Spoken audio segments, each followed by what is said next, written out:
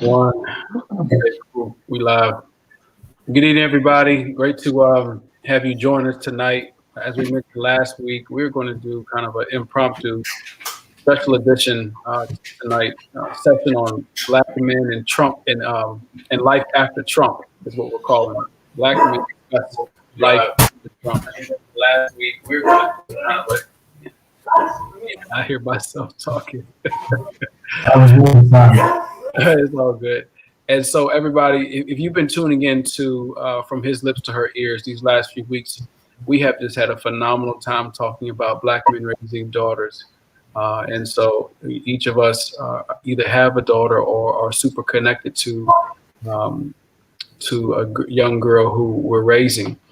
And so it's just been good food for thought, not just for you all, because we've been talking about our own experiences, but it's been great food for thought for each other. We'll get the call and we'll be in the group chat talking about, hey, Dr. Staples, you said something tonight, man, that I need to hold on to. Hey, Reggie, I'm glad that you practiced this at home because this is now a new practice for me. So, as much as you guys are gleaning from the conversations that we're having with this series, we're gleaning from each other. It's just such a mutual benefit for us all. So thank you for tuning in tonight. If you tuned in just to hear about Black men raising daughters, we will do that again, pick up again next week. But tonight, just a special edition, special session, talk about Black men discuss life after Trump. And so, gentlemen, tonight, brothers, tonight, there's no script, there's no nothing for me to read off, no questions, no special. And so I want you all to just kind of just share some thoughts, share some comments about what you're feeling. What is it you're feeling? Or what have you felt coming out of these last 4 years with President Trump in office, and now that he's getting out of office, what are you feeling now? Let's talk about that. Who's going to talk about that first? Come on, Fred, because I know you always got something to say. Hey, you know what? Real quick, can we say where we're each from? Because I'd like to say before I start talking, what I would suggest is that as we start to comment, give our viewers an idea of where we came from and what we've been through. So they know what our context is and what our reference point is. I'll say that initially I'm from a child of the 60s, born in 63 and grew up in just freshly integrationist Mississippi. So when I went to school, I integrated a school and an elementary school in Picayune, Mississippi, by teachers, among others, and had to learn how to live a dignified existence from childhood. I went through the back door of this office, sat in separate waiting rooms of the doctor's office, sat in the balcony of the movie theater because they didn't allow Black people to sit among the white population. So that's how I grew up.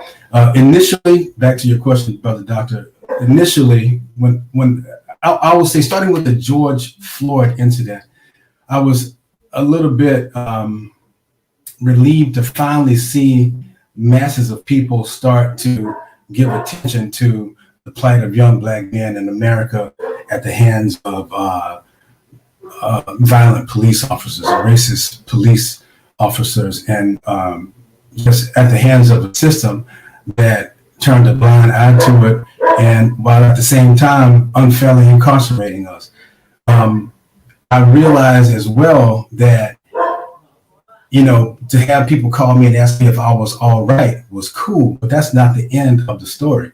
Having your eyes open means now it's time to do something, because once your eyes are open, if you do nothing, you're still complicit.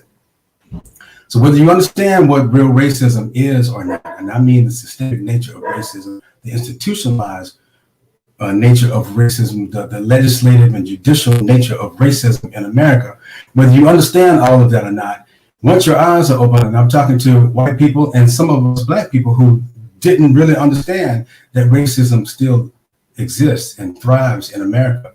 It's the underpinnings of American institutions.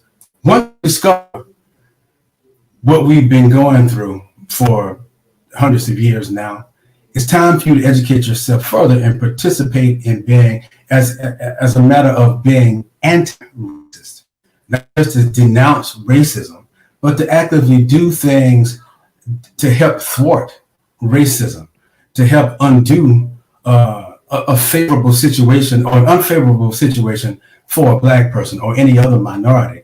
So that extends to what my hope and prayer is for America, starting on January 20th at noon, is that this fight continues, is that the legislators, the judiciary, the Biden administration realize that they have to really denounce white supremacy and white terrorism and domestic terrorism in America and fight it like it's the war that it is.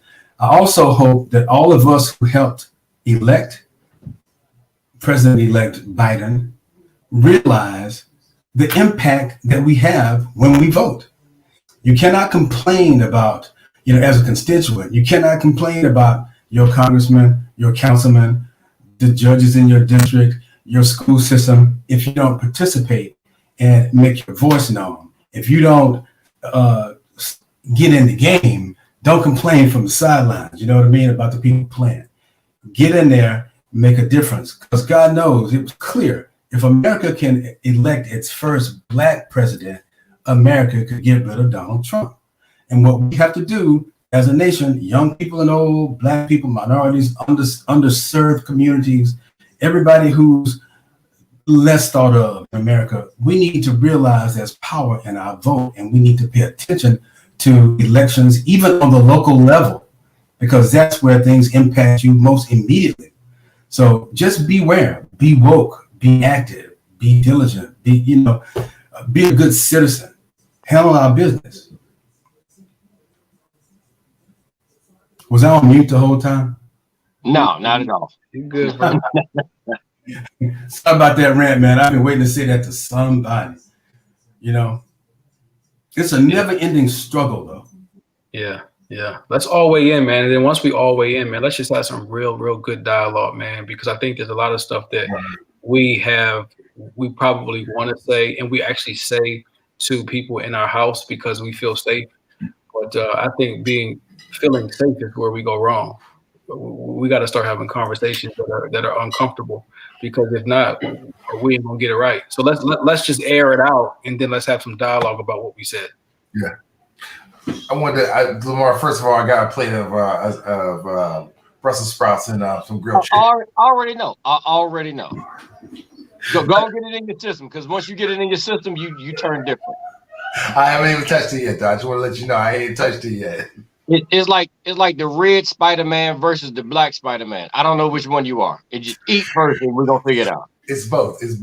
But Jay, I think that Fred and fellas, first of all, I'm from Columbus, Ohio, and I was born in 1970, and I went to Columbus Independence High School, and I will tell you that my high school career was beautiful. I went to an integrated school, not integrated school, but a planned school, where people from sections of kids from all over Columbus came, where it was a design school to go to this one school where during that time it was like busing and stuff. So they were trying to break up powerhouse schools in Columbus, because all the kids in the hood would have went to South High School and it would have just dominated everything. So they kind of broke that down. So I went to a high school that was 55%, I think, minority and maybe 45% Caucasian.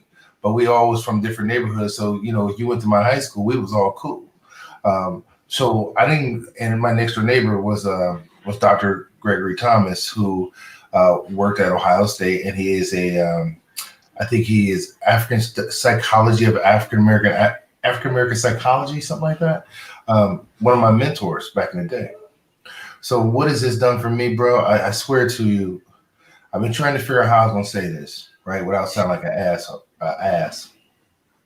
But I'm just gonna say it.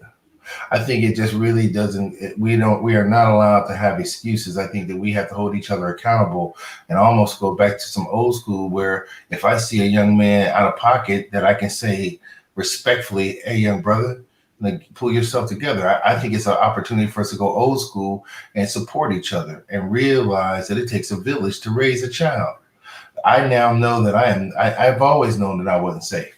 This ain't nothing new to me. But I've been listening to much more of The Coop. I don't know if anybody knows the Coop or Lynch Mob or America KKK, all the Ice Cube stuff. Everything has kind of come back around for me because this is what I was talking about when I was in college. This fear of I don't want, and my white friend's gonna be like, yo, but it is a fear of genetic material. It is a fear of a black planet, and I've always known that.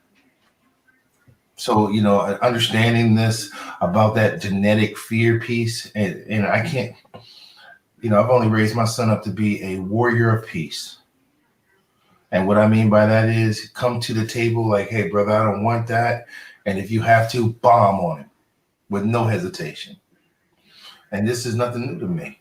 You know what I'm saying? I think that the other part to it, the cancel culture stuff and everything else, I don't know if we have an opportunity to do that. I think that we need to make sure that we embrace each other and have critical conversations and get that extra sensitivity shit off the table. You know, I think people keep talking about this, you know, I'm going to say it because, you know, why not? This a whole emasculation, a hyper masculine black man stuff that we keep hearing about. I've never believed that. I've always thought it was the feminization of the black man. It was the making you extra emotional. We don't know how to stand steady in the situation and understand that what's the chess move I need to make. That's what we got to get back to, old school. What you gonna do when it happens? You gonna stand steady or you gonna start what that? Bruh, dudes don't do that. We don't do that. So I think it's an opportunity to go back to something old school, man, and dispel the myth. Anytime I see a brother, I say, what's happening? Most of the brothers I know take care of their kids. And I will no longer engage in a conversation with anybody about that kind of stuff. Because I'm going to be a leader in my community.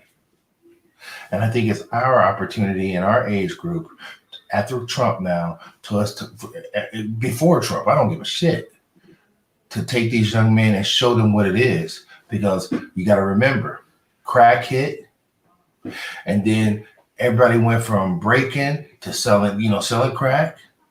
And those people became the adults who had kids, and those kids are grandparents. Now those people are grandparents. So there's a generation of us that's missing a little bit about that nuclear family. And I think it's a great opportunity. I think right now is a great opportunity, to say it short, to hold your position. Mm-hmm. I love the way this is going, man. We're about to get real deep. Reggie and Dr. Staples, man, go ahead and chime in. What you want, Reg? You want it first? I got it. Go ahead. So yeah, for me, life after Trump, how do I feel? I feel the same that I did when Obama was elected. Yeah. I feel the same that I did when Bush was elected. Honestly, I don't pay attention to politics, myself personally. And the reason why I share that is I grew up in the Bronx, New York, so I'm from up north. And around the age of, let's say 23 to 20, I'd say 25 to 27, I realized that I had a blame complex. So as I've shared with you guys before, I lost both of my adopted parents by the time I was in 9th grade. And by the time I was in my 20s, I realized that I had this story of, I've been fairly successful, but I would have been more successful if my parents were still alive and gave me the guidance that I needed. And I realized that it was just an excuse. Like, yeah, of course they could have gave me great insight if they were still alive. But why are you blaming them for the choices that you're making in your life now? Your life as a grown-ass man is your responsibility. Do the best you can with the resources that you have. Ask for help where you can. But this is your life. Grown-ass man. Don't blame any politician. Don't blame any pastor. Don't blame any, anybody in the economy. Don't blame your college. Don't blame your teachers. It's on you. So I've taken on that mindset, you know what I'm saying? With not trying to blame whoever's in office for the choices or the lack of choices, the lack of discipline. That's on me. Right. So that's what I take on. I love what Brother Murph talked about as far as raising children as a village and taking responsibility for our people. I think the conversation of politics and racism are two totally different conversations, and sometimes we try to lump it into one. So I'm not going to sit here and act like racism isn't a real thing. I do my best to not operate in fear. Right. It may be sometimes because I am human at the end of the day, but I try to remind myself that fear isn't a spirit of God. So if we hear that on Sundays, I got to do my best to live like that throughout the week. And a lot of times it is hard, but I'm doing my best to not give into things that aren't of a spirit of God. So that's I hope that answered your question, but that's how I feel. All right. Well, this is Pastor Walter Lamar Staples out of Washington, D.C., born and raised in Beckley, West Virginia. To kind of give you a little bit of background right there, coming out of West Virginia was a little bit challenging. Well, not even a little bit, a whole lot challenging, because you saw racism and you saw how people treated Black men on every corner. On any given Sunday, you would see, all type of different racial disparities all the way across the board. You would see that. Granted, we did not come up like Fred did, where we had to integrate the schools. However, you could definitely feel the atmosphere in the school, even though it was in a predominantly Black neighborhood. Yeah. You would still be able to feel the racial tension and the racial divide, even in those schools. And even when we decided to go play, like football and basketballs, and we'd go down to different areas, you would see how things were weighed on one side versus the other side. So like if you were from Beckley, you know a little bit of something about Oceana. Black folk couldn't really go down through Oceana. If anybody know anything about Oceana was a spot where we were not allowed. We were not allowed to even come down through there at all. Right. If you go down through there, you subject to be hanged. You subject to be found over in the woods. You subject just to disappear. I mean, it was things of that nature that happened down there in West Virginia. Then I transitioned here to DC, which is totally different atmosphere. Chocolate City is absolutely amazing to be able to see people who look like me that are successful. That's not stuck in the coal mines. That's not stuck in a particular area that let's say that not a glass ceiling, but it was a wood ceiling that you couldn't break through if you were the African American down in that area. The opportunities were very limited. Even with education, it was still limited. It was hard to get into certain things because things were limited. But here in the city, came up here in my early teens, and it was totally different atmosphere. Being able to see people of, like I said, my same complexion that's doing very, very well. Had an opportunity to move into the richest neighborhood or richest county, the richest county for African Americans in the country, which is Prince George's County, Maryland. That is the richest collective area for African Americans to live in. Somebody can Google that if you like to, but that's one of the top places to live in, and just to see us be able to succeed was a wonderful thing. However, you still get pulled over. You still get searched. You still drive a nice car in a certain neighborhood, you'll still get pulled over and you still get searched by certain police officers that don't really like or who are racist and who are, have certain biases against us. And even now, this whole post-Trump thing that we're getting ready to go into, we're on the verge of inauguration that we've never seen before.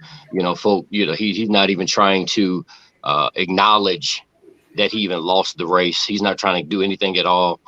He's not providing any type of services, no transition help at all. So pretty much leaving the entire country vulnerable for any type of attack right now. I mean, they are literally vetting even the National Guard that's down there, just so that there is no type of assassinations or any type of other coup that may jump off inside of the National Guard. It is bananas here in DC right now. DC is completely shut down I mean, you have people all over the city. They have more troops in DC than they have in Afghanistan, Baghdad, Saudi Arabia. All together, they have more troops in DC right now. DC is bananas. DC is ridiculous. You can't even go downtown to see anything right now because they have a lot of the highways shut down.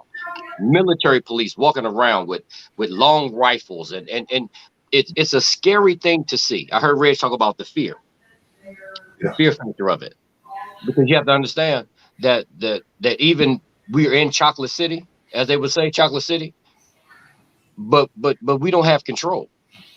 There is no control. There's still a fear factor. If I go downtown right now, Reg, if I go downtown right now, I will get pulled over or stopped, or I can't even get almost 1.5 miles to 2 miles close to the Capitol or the White House. There's Black Lives Matter way that we can't even walk on. Okay, let me drop. I just dropped that out there real good for you. Black Lives Matter way is completely shut down and fenced off, and we can't even walk on it. Where we held all the protests all year long, where we did all kind of things all summer long, all year long, we've done that. But because of the insurrection that happened down at the Capitol, they shut everything completely down in fear that it may be another uprising that happens inside of this city. So to answer Jason's question, how do we deal with this thing after post-Trump life? Has anything really changed? Right.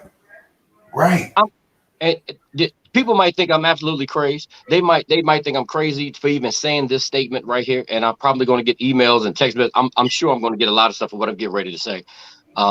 But I'm happy about Trump. I was thinking the same thing. Kind of strange, ain't it? A little strange. I'm happy about Trump because Trump exposed us. He exposed us and the rest of the country to what the real climate of the country is. Right on. He exposed us, and he showed that y'all ain't nothing but nothing. Y'all ain't nothing but a number. Y'all ain't nothing but a social security number. Y'all really don't matter. During Black Lives Matter, doing some of the rallies and so some of the protests that happened downtown. What's up, sir? What's up? I am Malcolm X. I like that. Listen, we during that whole season, right there downtown, when they thought that we were going to riot the Capitol, when they thought that we were going to run up into the White House, they had National Guard troops, 10,000 troops on the steps of the Capitol. On January the 6th, they had nobody, even after the request was sent out, even after everything was done, and they even knew from FBI and CIA that people were coming to do something at the Capitol. They knew it was going to happen. They had nobody there. Just the small amount of Capitol Hill police that were there. But during the summertime, when they thought that we were going to go over there, the idea of Black folk running up on the Capitol. Listen, I watched several of my buddies. I got a buddy by the name of Reverend Tony Lee, Jamal Bryant, several of those guys. They went down and stood, not even on the steps, but just on the grounds of the Capitol and began to pray several years ago. All they did was pray. And what no more than about 10 to 15 of them. They went down, they prayed. They were right there in the midst of all of it. And every last one of them were arrested. Several of them were beaten because they were praying, not even on the steps, in a public area that you could actually walk on and ride your bike and do all of that. But because they came together and they prayed, they were beat and they were arrested. More than 6. Let me. It's what you're talking about is it's a very interesting conundrum that white supremacy and privilege has met itself in the mirror. Yeah. You know what I mean? The conundrum is that I agree with you, Lamar. You said something. You said you were glad about Trump. You said it exposed America's racist underpinnings, and that's right. And it flipped over this log and there was like these maggots of racism and bigotry and misogyny and all this stuff underneath these slugs, you know.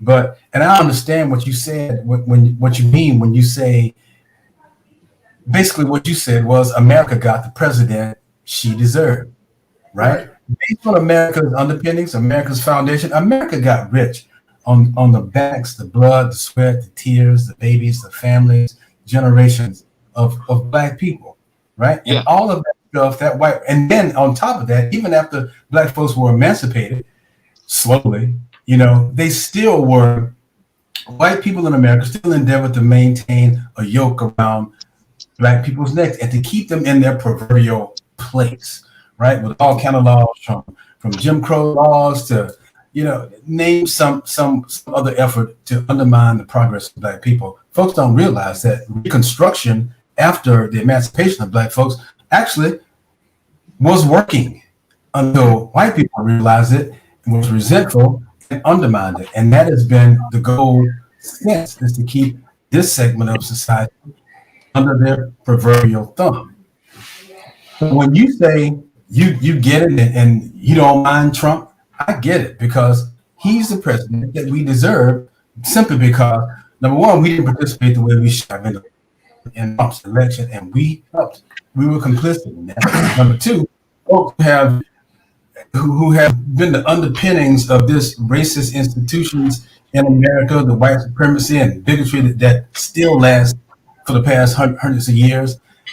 Those people who continue to take money from the NRA, continue to turn their backs on gun violence, semi-automatic weapons of war. They allow people to have them. Now those guns are being turned on the Congress, people in the streets. White supremacy and white privilege has turned around and met itself. So what do? White folks can't shoot white folks in the street. You can only shoot black folks in the street, right?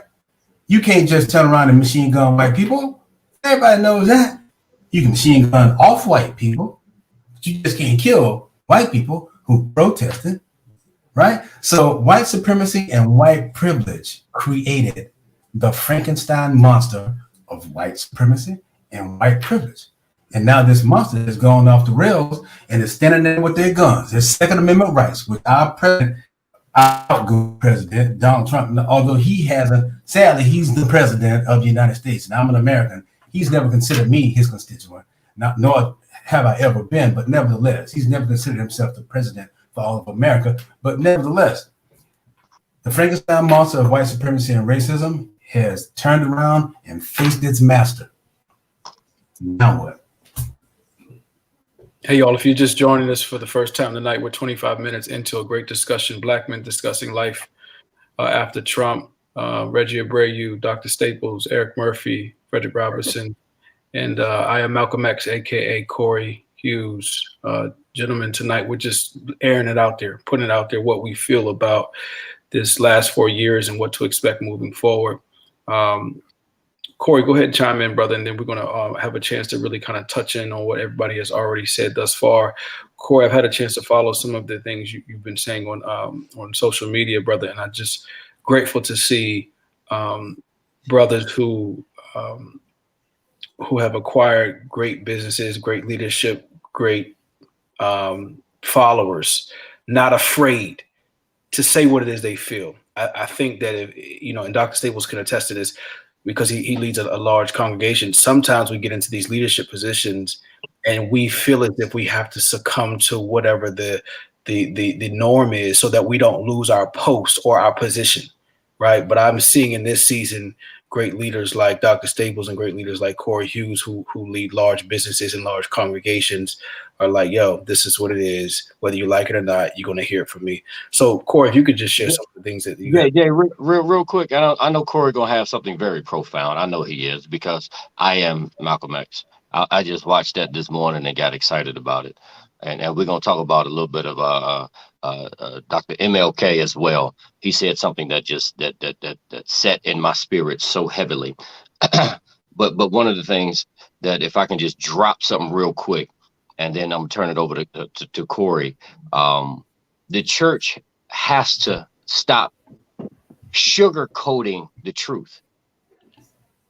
The church has been for so many years sugarcoating the truth. We come in, we get people excited. We come in, we get people happy, but we don't give them nothing that's going to be able to apply to their lives, that's going to help them tomorrow. So still in this same era that we're in, this post Trump era that we're going into right now, we have to have real conversations with the people that we have been assigned to by God. We spend way too much. I'm just saying this about the church because I am a pastor. So I'm going to say it because it's too many pastors right now that are out here that are just sugarcoating and giving false prophecy. Every time you turn around, you're going to get a new car in 3 days, all that BS. Spit, bro. When you ought to be giving some applicable moments that people can apply the word to their life to begin to change their life. I'm sorry. I'm a little upset tonight. You got to pray for me because dealing with this thing called the pandemic, dealing with this stuff called after Trump, dealing with all of that. Yes, we're angry. Yes, we're mad. Yes, we have the right to be. Trump said, MLK said something, and I believe it goes a little bit like this. Dr. Martin Luther King said this. He said, all we want is what you put on black and white, what you put on the paper. If you give us what we put on the paper, we'll be satisfied. But we're still considered to be a tenth of a person, a third of a person. The same way we had to fight to get the voters' rights, we are still considered to be a third of a person in reality. It takes 3 of us to make 1 vote. Yeah. All right, go ahead, Corey. I'm sorry. My bad, Corey. I ain't mean to mess you up too bad. I'm sorry. No, man. Just give me what's on paper.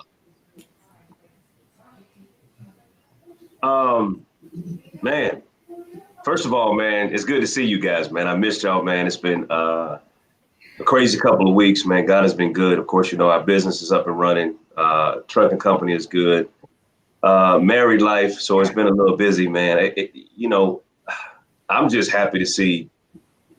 Fred, your head is shaped differently tonight. But anyway, I'm just happy to see you guys, man. I don't know if it's... Anyway, man, whatever. I lose focus at times. Fred, just wait. I know you coming back. Just wait, all right? We this is important. Special episode is just scrolling, so I just need you to be focused, okay? Anyway, Martin Luther King said something from the Alabama Birmingham jail. I believe it was in 1963. I could be wrong. But he basically said that he's disappointed, gravely disappointed with the white moderate.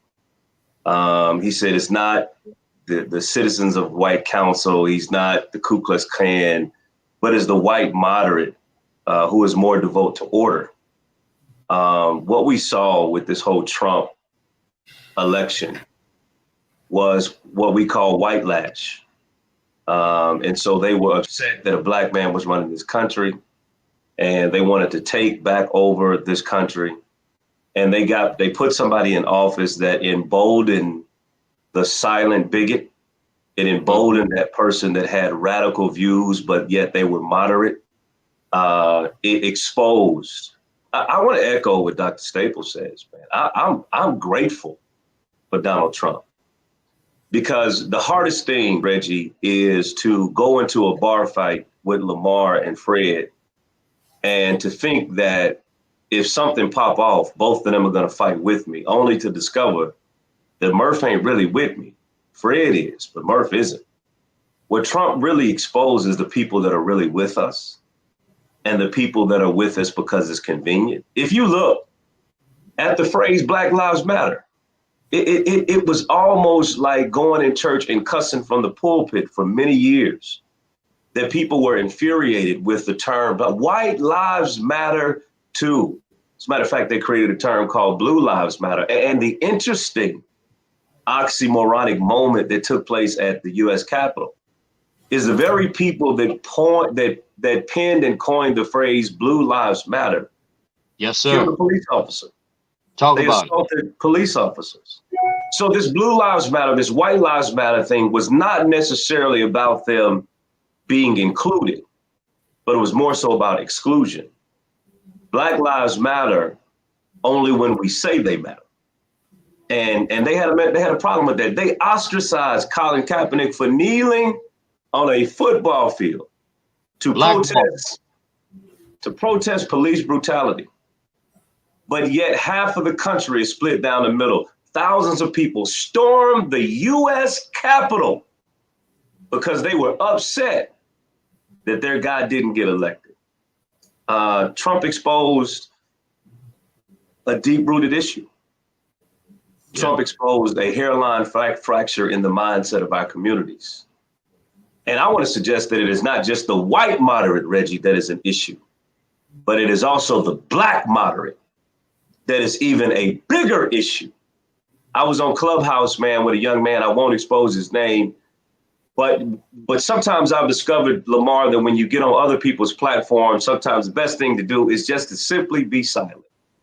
Mm-hmm. Because if I say something, I may offend them and may cause their followers to view them from a different perspective. But he got on and he said, I understand the Black Lives Matter, but I've always said, how can Black Lives Matter if Black people are killing themselves? And I thought to myself, you black moderate, you don't even understand that, yes, there is issues in the Black community, but you cannot deal with the issue if you don't deal with the root of the issue. Redlining, mass incarceration. When you talk about things like welfare and them telling the Black woman that if you have the Black man around, we will take your benefits away from you. This is strategic and systematic. Section 8, baby. And so what we got to understand is that called the projects for nothing. They named it. Called the projects for nothing. So what we got to understand, man, is that is it truly Trump did us a favor. Trump did us a favor because now we can draw a line in the sand and realize who's with us and who's not with us. Yes, and I'll close by saying this, Murph. What I learned in 4 years is that all skin folk ain't kinfolk. Whew. Yeah, that's real talk, man. That's real talk. Candace Owens pisses me off every time she gets the mic.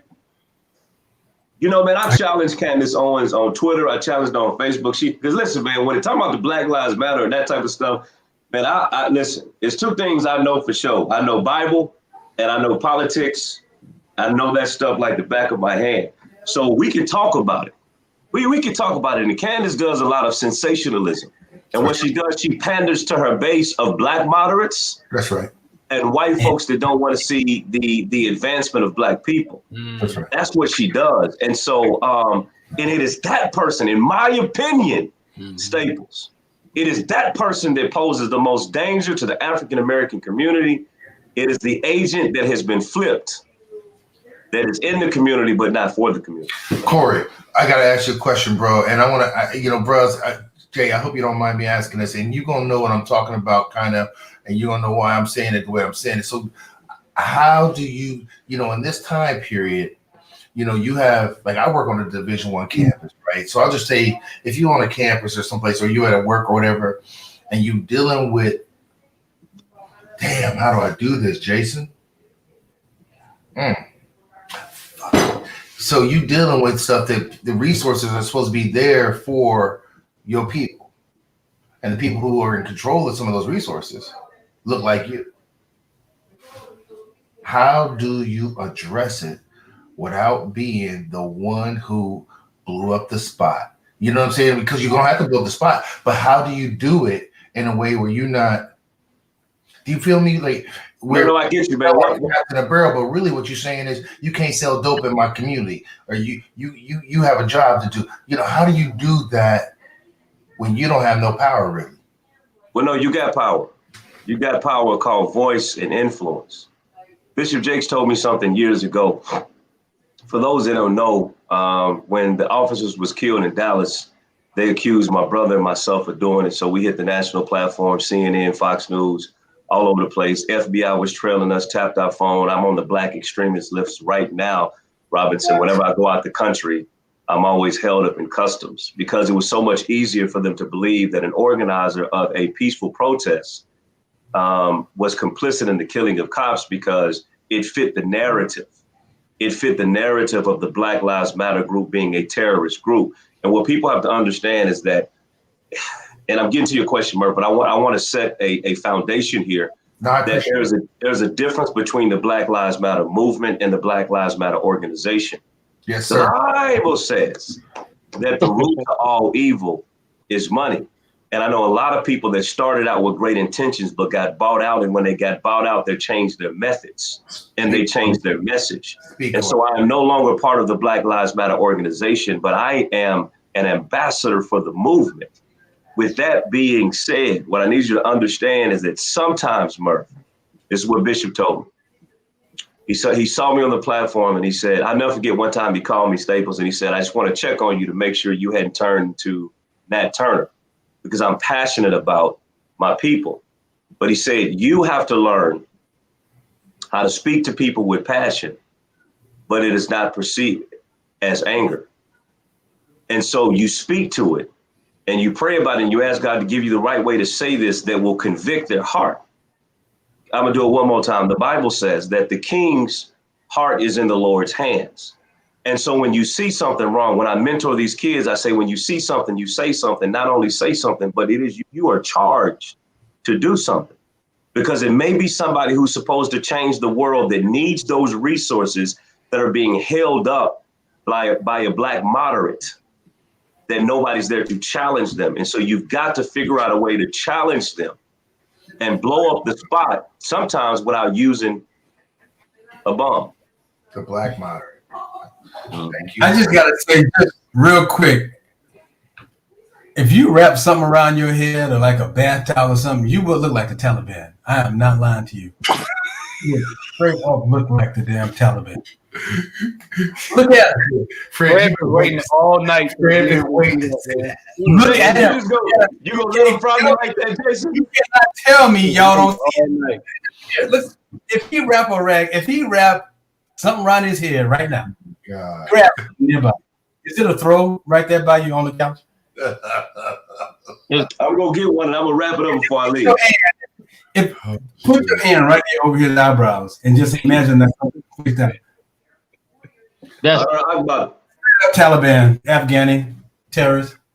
But I'm not saying you kill no cops. I love you and I know you love people, but you look guilty.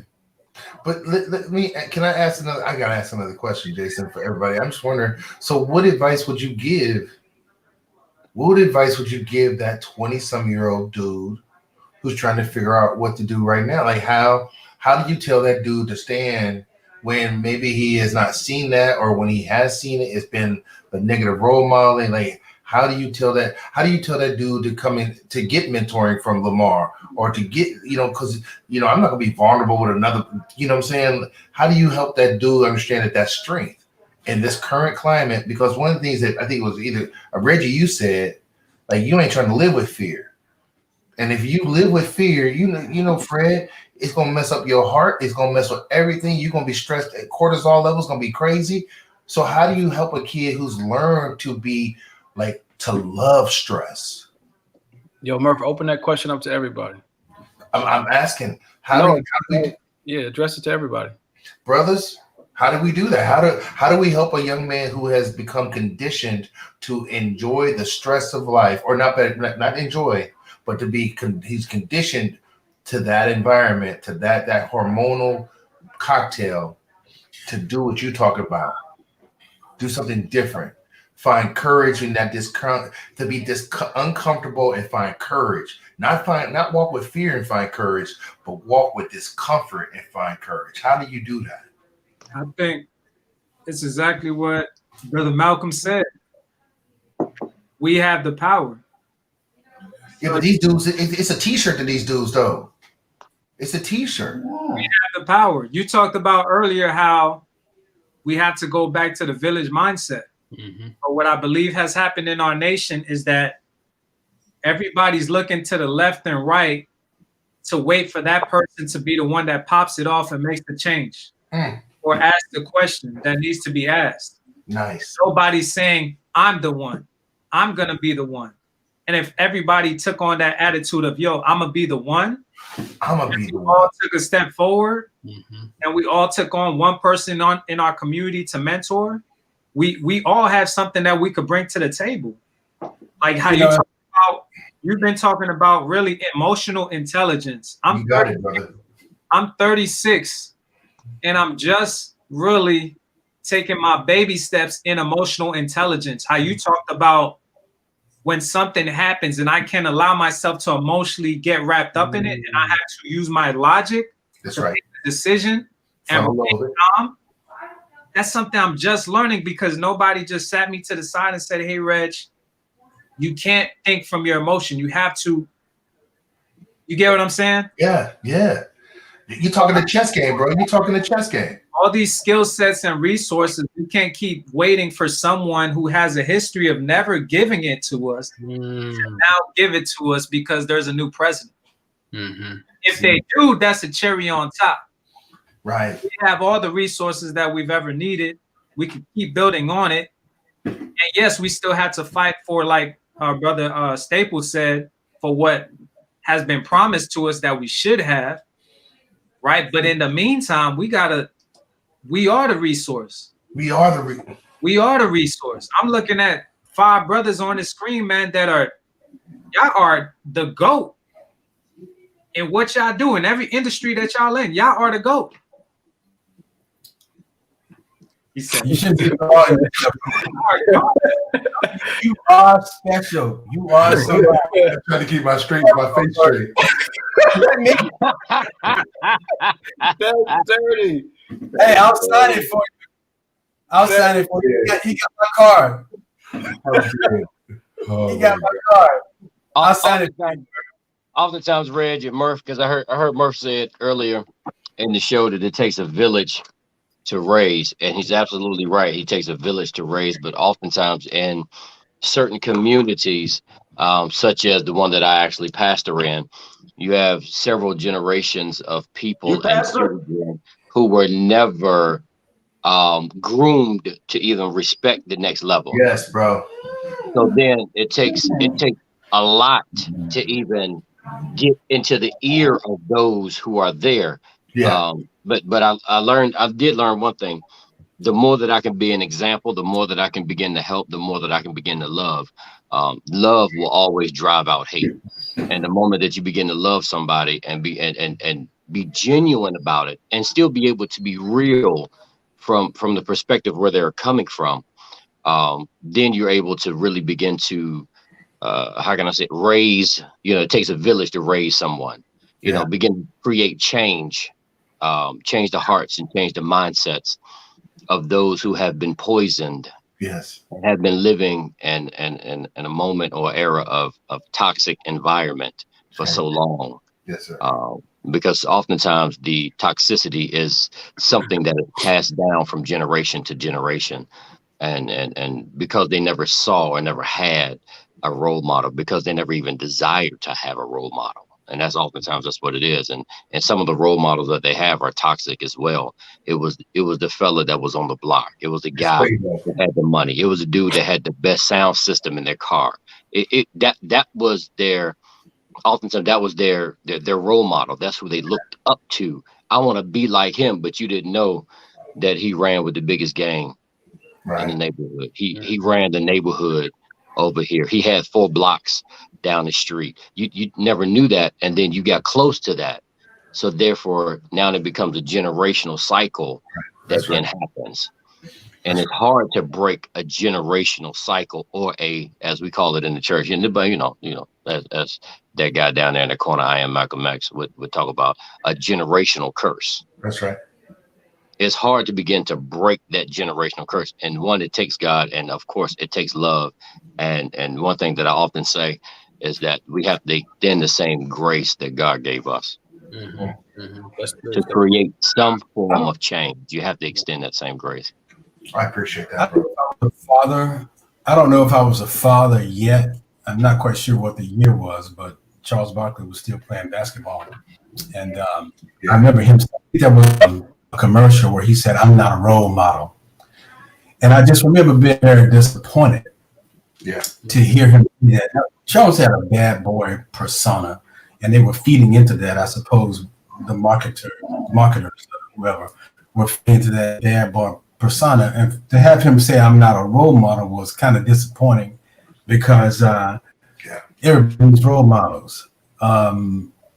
I don't take that particular tack. Am I my brother's keeper? I like to think so, if he'll let me. You know what I mean? I don't have all the answers, but I am my brother's keeper. I am a role model. You are a role model, whether you like it or not. You don't get to decide whether you're a role model, because you can't stop people from looking up to or emulating you. So whether you like it or not, somebody may be proceeding under the information of your personality, your expressions, your behavior, and just the things that you do, the mistakes that you make, your passes, your fails, and all that stuff. So you don't get to take a day off from it. Sometimes little children are watching you, your own children are watching you. So whether they're your flesh and blood or not, you are a role model. And like Lamar said, just as emulation or imitation is the sincerest form of flattery, example is the best teacher. And I agree with Lamar in that the way you live your life is often the best way to get your point across to people.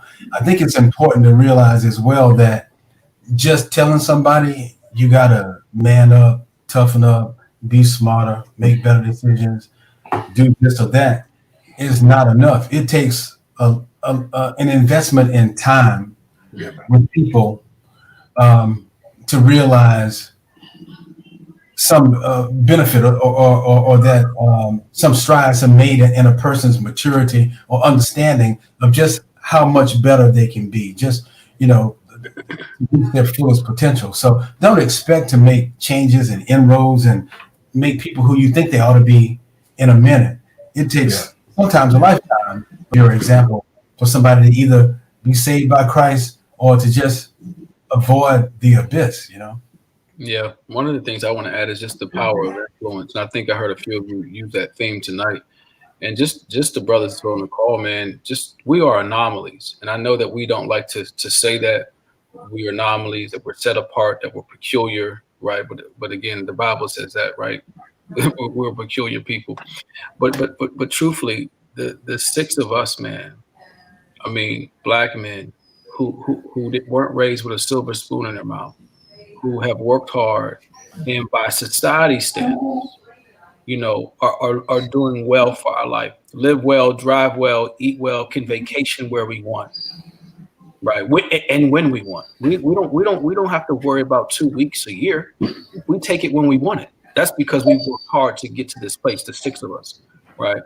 But what I want to say to that is the six of us have also not forgotten what it's like to have government cheese and peanut butter. That's right. Right. We have not forgotten what it's like to go back to the hood and to give back to, the lemonade stand or the carry out, right? Or to visit people that we grew up with. And I think it will take, and Murphy mentioned this earlier, I think it will take us going back to the old school. And if we have been considered the moderate because of our status of living, because of the amount of money that we make, if we're considered black moderates, we're the anomalies of the black moderates. We got to go back Malcolm X style, and by any means necessary, through the power of influence. And the six of us on this call, I'm telling you, the thousands of people that watch our show every week, the thousands of people that were influenced on our social media pages, I'm launching an equity summit next month, February 2nd through the 4th. Thousands of people have already registered for that, right?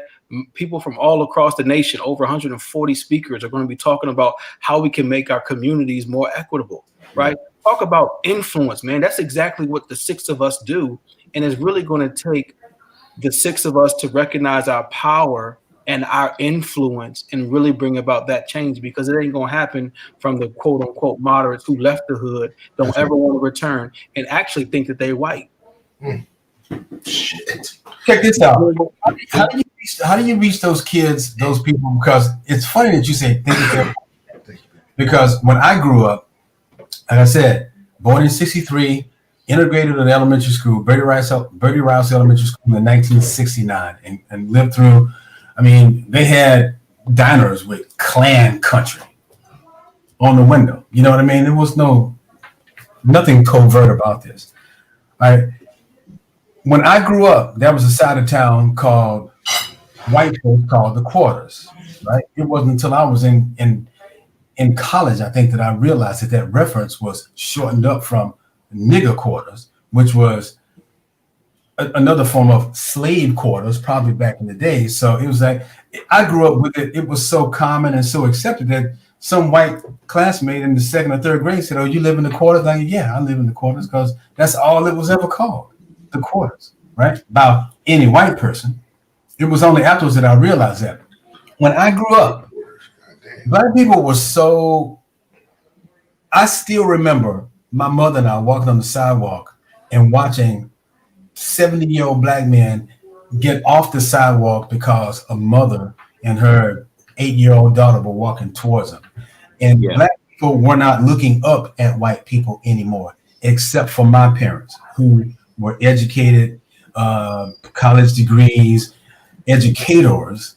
Father was a 101st Screaming Eagle in the Army. Guy was made to get off of a bus at gunpoint. Nigga get to the back of the bus because he wanted to get off the bus, and he was in uniform with his platoon, and they wanted him to get to the back of the bus. So everything I am right now, as far as raised and my socialization in America, is informed by my upbringing in Picayune, Mississippi. Now, I say all that to say, my parents did a lot. We talked about the hustles and how my parents sacrificed and did whatever it took to give me opportunities we didn't have. Being educators, I was gonna do good in school.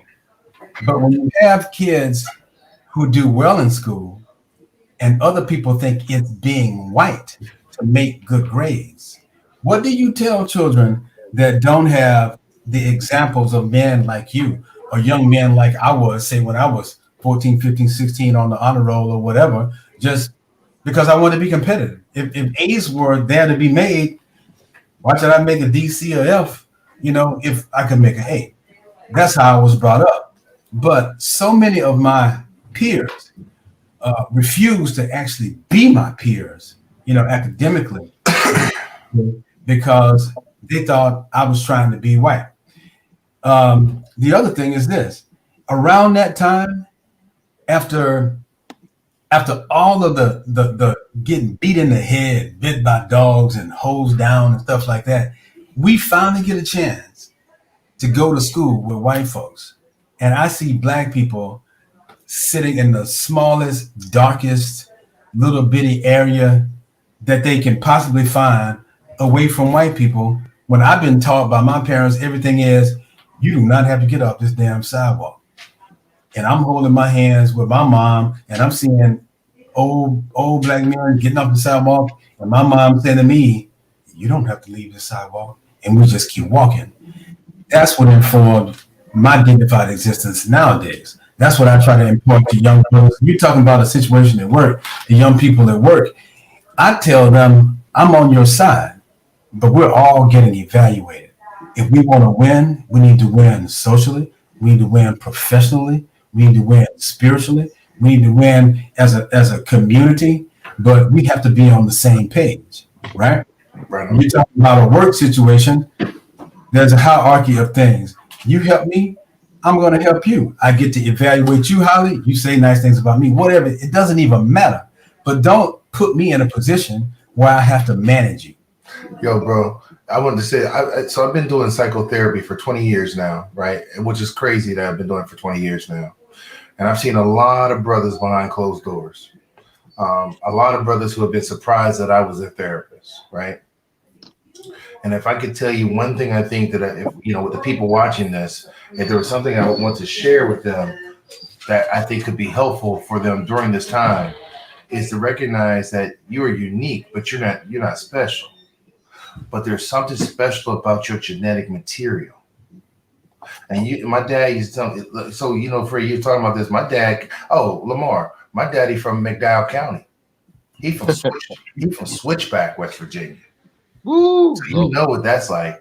He went Yes, to sir. Elkhorn's Negro High School and middle school or whatever. And my daddy came to Columbus, Ohio as a janitor, 16. Before my daddy died, he was the director of respiratory therapy at a couple hospitals. Wow. I don't know nothing but going hard. Yeah. My dad had terminal cancer for 6 years and still ran 2 or 3 more marathons, 5Ks, and a couple. One, we ran a half a marathon together, and I was like, Dad, you know, you just had chemo 2 weeks ago, bro. He was like, I said, you trying to kill yourself? He's like, let me tell you, if I die doing what I love with my best buddy, I've lived a full life. The only thing I know how to do is no excuses, go hard. There is no such thing as a town in the 10th. We are all leaders, and you bring a resource, you bring a resource, you bring a resource, and we're going to have resources. That's all I know. Yeah. My life was, I was a Norman Rockwell picture for Black people. You know what I'm saying? My parents drove Volvos. My dad had his little lab coat. He put himself through college, brought all his brothers and sisters from West Virginia into Columbus. And I never thought I was special. I only thought I better do this work. Not because I was scared, but because I think one of my boys said this the other day, I had to leave a legacy of my daddy's name. I had to put some respect on that. And the same thing that he did in the community, he was a crazy running dude that always ran in the snow and everywhere. And how he was my Cub Scout leader, all my friends' Cub Scout leader. How he was a dude that came to all my wrestling meets and all that good stuff. It's the same thing I do in my community. It is about paying it forward and recognizing that it is my job to be an elder. It is my job. And standing steady in that moment. When I listen to a young man talk about his challenge. And so as I said about therapy, the one thing I'm always looking for is the should, the always, and the never words. And their irrational thinking. Looking for. Sorry about that. Yes. Yeah. I mean, everybody dropping a lot of major knowledge tonight, and I'm really enjoying every moment of it. If I could just do something real quick, because we're still dealing in this and the neglect to kind of get back to the original topic of how we feel during this post-Trump era. Dr. Staples, my question is it really post-Trump at this point? And more importantly, how long do you feel like the effects of Trump being in office will affect us as a community? It's going to affect us for a lifetime. It's going to affect us for a generation. Yeah. I hate to say that it's going to affect us for an entire generation. A generation is considered to be 40 years. It's going to affect us for at the very least, one solid generation for us to be able to rebound and try to gain back some type of forward momentum from this particular era. Yes.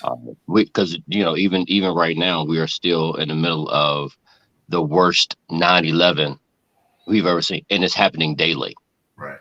The worst 9/11. 9/11, and the reason I bring that up is because my daughter was born on 9/7/01.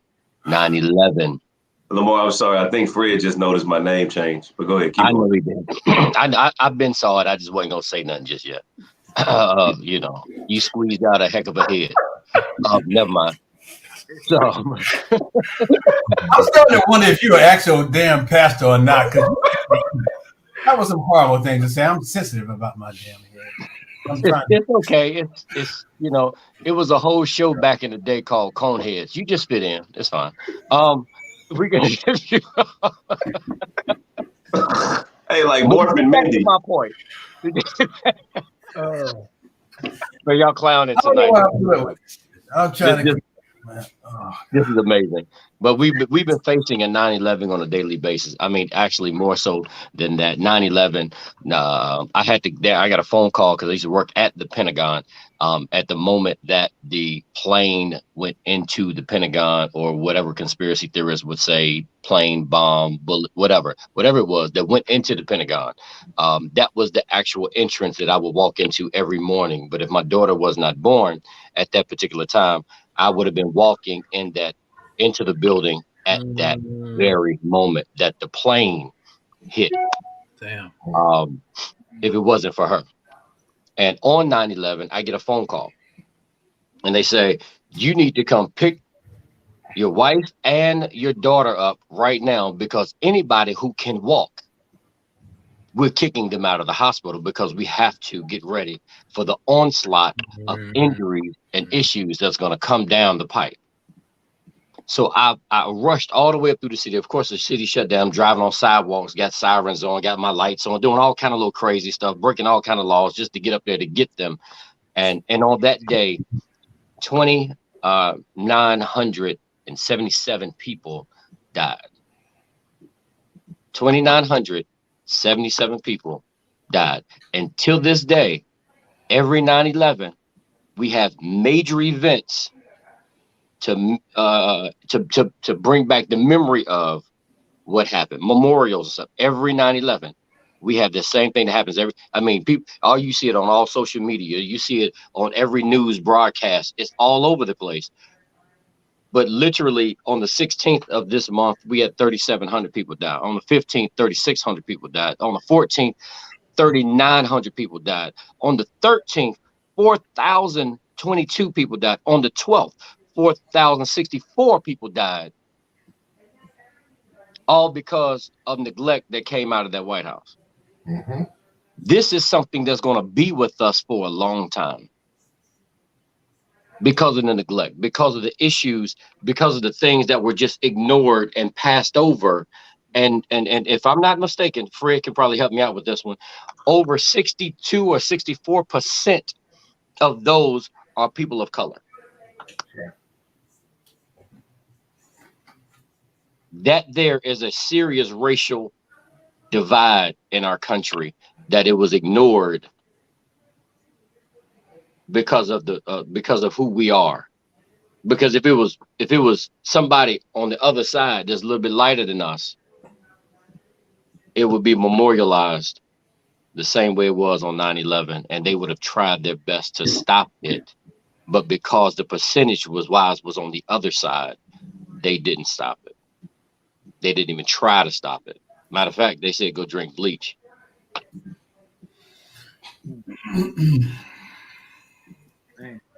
I'm just throwing that out there.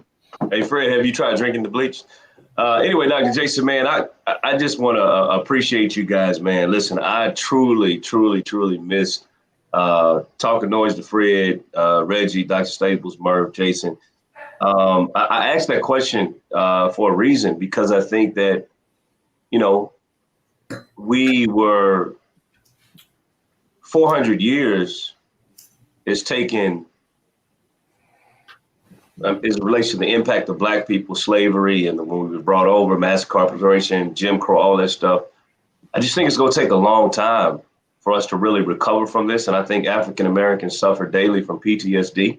Yes. And I think that that's something that has to be really talked about. The reason our family structure is the way it is, the reason Black men, you ever walked into a situation in your younger days when it was a bunch of Black men and there was so much testosterone, everybody looking at each other weird. And it's like, where did that come from? Where did it come from when we have to be aggressive with each other upon introduction? And I think the older we get, we grow out of that. But I just think we got a long way to go as people. And I think we can do it with the grace of God and with conversations like this, and really mentoring young men and challenging, fostering entrepreneurship. I believe entrepreneurship is huge because it empowers you financially. And so it's just so many things that I think, so many different angles that we can go about this, but I think we can do it. And I think, us voting Trump out of office was one step forward. And now we just got to begin to take more steps. Now, also understanding that we cannot just really 100% depend on Biden and Harris to bail us out. That's right. We got to do some work ourselves as a people. Of course. That's right. You can't look to somebody else. We can't look for the talented 10th. W.E.B. Du Bois was wrong about that. We all are leaders. We have a role to play. We've been talking about raising young ladies. You know what I'm saying? Not only is it my job to raise a young lady, it's my job to see and expose my own stuff. And I find myself by serving others. I truly find myself by serving others. And I think we have to get back to a more African philosophy of service to others, to our community. Yeah. Put that out there. That's good. I mean, I know that this conversation has been like real crazy real tonight. Kind of dropping some stuff back and forth, and it's been amazing to see everybody's comments and reflections of where we really stand, especially in this country. But I love a couple of things that I absolutely love. Was the one thing was no complaints, no excuses.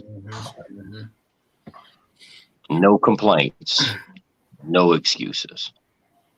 And that's what I got. No complaints, no excuses. Correct it. Come together as a people and do something. Not just men, but women as well. We have to come together as a people. I've been dealing in this area about agreement last couple of days, last couple of weeks actually, and nothing really happens until we really come to a place of agreement and come to a place of connection, because one of us can't do it by ourselves. That's right. It takes all of us to do it. I mean, literally this year, today is the 19th of the month. I have either hosted, served at, preached at, or walked through 17 funerals this month so far.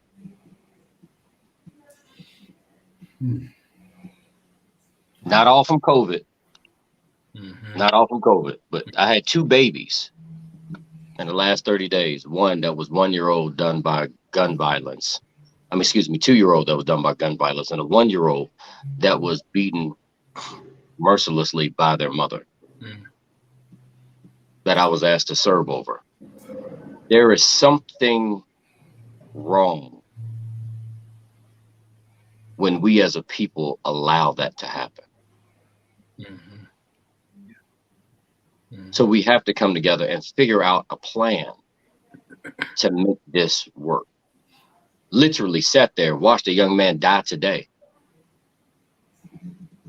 from a gunshot wound. We have to come together and do something bigger than just preach about it, bigger than just talk about it. We have to create some sort of a change to empower our people. I like what the lookalike of Fred down there said. Fred's dad. He changed his name again. He changed his name again. It's kind of crazy. It's kind of look like Reggie. I like what he said. We have to begin to promote different areas instead of depending upon the government to do something for us. We have to create our own. That's right. and leading these young men and these young women and generations that come after us into entrepreneurship, so that way we are taking care of ourselves and not begging somebody to take care of us. And listen, man, before I roll, man, because I got another call at 8. Self-love, man. We got to begin to love ourselves. That's right. I think no matter, I was on a call earlier today and we talked about this. No matter how much money you make, how many accomplishments you stack up, none of it really matters if you don't love yourself. And we got to begin to love ourselves, love our brothers, love our sisters, love our community. And love, to me, love is colorblind. To me, I just think, Murph, that if we as a people begin to love ourselves and we love our neighbors, love is colorblind. And so it helps us to live more harmoniously, to live more graciously, to have more patience, to have more mercy. But we got to start with ourselves, man. We got to start loving ourselves. And I think that's something that has to be taught. Self-hate has been taught. Yes. We got to teach self-love. We've been told that we're not enough. Our skin has been criminalized. Our culture has been hijacked, and so we as a community got to go back and start loving ourselves. And really, when you love yourself, you're not really concerned with who approves of you, who rejects you, who denies you, who tells you you're not good enough. That stuff don't matter. And I just think, again, we got to start to love ourselves, love our neighbors. And I think things will change. That's just my opinion. You're right, bro. I think one of the things you say that, and I was looking at Reggie, Mr. Athletic guy there. I'm thinking, we can only love ourselves if we fill ourselves up with activity and energy. So if we don't utilize energy and get active as a family, active together as a family, we'll fill ourselves up with celebrity bullshit. We'll fill ourselves up with social media. You said I want to be, I'll fill myself up with likes. Mhm. And I will follow a path that is surfacey, that I think is celebrity, and it's all bullshit. So I'll try to escape in physical activity of sex and in the physical activity of drugs and the physical activity of something else, but I will not be active. And I think that one of the things that's really important for us, if we want to really change the game, is stop saying that morbidly obese is thick. Mm. Let's get busy. Say that. Let's get busy. Let's get busy and do something together so I can actually eat to live and not live to eat. That's true. Shopping therapy and shit. Like what the hell? What's shop therapy? That is denial. That's avoidance. Murph, that's a good point, man. I think our society has normalized bad behavior. Bruh, obese is not thick. Quit playing. They have normalized it, And to the point, and again, we're not talking about obesity, but let's use that illustration for a second. Murphy is. I thought I heard somebody say that. No, but because you see commercials and you see ads, right, that promote some of these things, right? Yeah. It's becoming normalized, and so as long as bad behavior becomes normalized, it makes our job even harder, right? Right. Yeah. Even in Reggie's business, man, Reggie doesn't have to contend with people who want to change. He has to contend with people who don't think they can change. That's right. That's right. And when I said that about obese, look, I'm not dissing anybody. I'm just saying there's a desire to fill yourself up with something other than activity, and it's usually a sandwich. Wow. Engage your kid. Look, I used to do home visits, man. We were doing this assessment of people's homes and what they had in their crib. So it was a health project.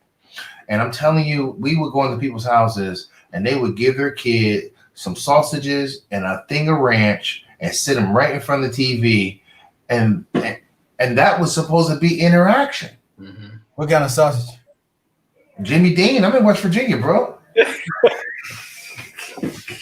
That ain't actually abuse. I mean, Jimmy Dean's sausage is pretty good. Hey, so look, man, we're running out of time, but I love the fact that we can have this great candor at the end of a very tough discussion, because it just shows how much brotherhood we have. We don't ever enter and leave these shows with frustration or with hard hearts, but we always enter and leave these shows with soft minds and ability to love one another. And black men, we can be emotional, man, and nothing wrong with that. I noticed that too. Lamar's clock is a whole hour off. I maybe he ran out of batteries or something. Lamar's very busy. He probably pushed back. He need more time. He's like, damn. I need more time at the end of the day. Hey, but look, man. Next week we're gonna we may jump back into our series, but we may just pick up impromptu where we left off today. I really feel like we dropped a lot of nuggets today, and it really has gotten us really thinking more about what we should do moving forward. There were a lot of great points. Lamar was going through the list, reading them out of all the great points that you all made tonight. And I want us to revisit maybe some of those things next week, or maybe just pick one or two of those things and spend the hour just on one or two of those things. Because tonight we just talked about so many different things: racism, we talked about structural barriers, we talked about redlining, we talked about politics, we talked about black men's place in society. We talked about so much, but next week I think if we have this same energy around one or two topics, it'll really dive deeper into some of this discussion. So make sure y'all bring somebody next week, man. Y'all listening, bring 2-3 friends. I haven't seen too many shows that where black men are discussing, life after Trump. Black men are discussing our rightful place in our community, and stop playing around as if we don't have a rightful place. And as Reggie said earlier, stop making damn excuses, man. Stop blaming. Hey Reggie, what's your handle? On Instagram? Your fans only. Bro. Hey, bro. Hey, Dr. Staples. I just read one of the things somebody said it's Pastor Staples and not Lamar. Did I just? Am I being disrespectful by calling you Lamar, bro? Now, you know, sometimes I have some members that will just jump out there and say something like that. It's all about respect and love. And I love each and every one of them. But my mama named me Lamar. So I don't really find that a place of disrespect at all. Hey man, I find it when I said that, bro. I really didn't want to be, you know what I'm saying? I saw it. I was like, oh, damn. Hey man, I find it interesting that somebody has the testicular fortitude to get online and tell another grown man what he's supposed to call another grown man. Bro, hold time out. You got to think about it. I passed in DC, dog. It's hey, different. Man, listen, Lamar, I'm finna log off, but tell whoever sent that to sit their ass down and be quiet. I ain't gonna do that. That's my man. That's my man in them. I understand they just trying to watch out for me and protect me, and I get all of that. But and I wasn't hating. My mama named me Lamar, so I'm I was being genuine, bro. I really didn't want to be, you know. We love you, Pastor Staples. And the biggest thing about this show is we're all brothers, and so those who are watching are just eavesdropping on our conversations. And so for you to address that is certainly through respect. We appreciate that. However, on this show, we brothers. So we go by first name, last name. We can use titles, but and if we invite you on the show, whoever is out in social media world, then you too are part of that conversation as well. I put it this way. I'm thankful that they tuned in tonight, and hopefully we were able to help someone and be a blessing to someone. But if I can leave you with anything, two quick things. I'm gonna say it again. My mama named me Lamar. I don't go through no changes about people calling me Lamar, or calling me pastor, or calling me doctor. I'm okay with that. You earn a title. Word up. Hey, when you became a reverend, your mama didn't call you reverend all the time, every day? No, she ain't do that. She still don't. How about that? My mama still don't call me reverend. No, she still don't do that. But on a positive note for the end of the night. Hey, Dr. Staples, I got to roll, man. Love you so much. Hey, listen. I want to ask you, your eyebrows bulletproof. Hey, listen. To whoever that listen, all due respect, man, I completely understand the culture of especially the black church. I think Jason articulated properly, man. Dr. Staples, Pastor Lamar Staples is our brother. He's our friend. He's our confidant. We love him. And so Murph meant no disrespect. I joke a lot, so I meant no disrespect to you. But I just want you to know I fight. All right, y'all. God bless you. Revolution. All right, we have calls at 8, man. So look, let's do this again next week, man. Great conversation tonight. Love y'all. Have a great job, everybody. Yeah, I got this for you. You ready? Yeah, go ahead. But before you go ahead and log off, Dr. King said something. He said, darkness cannot drive out darkness. Only light can do that. Hate cannot drive out hate. Only love can do that. That's good. Love you guys. All right. See y'all next week. Stay safe, guys.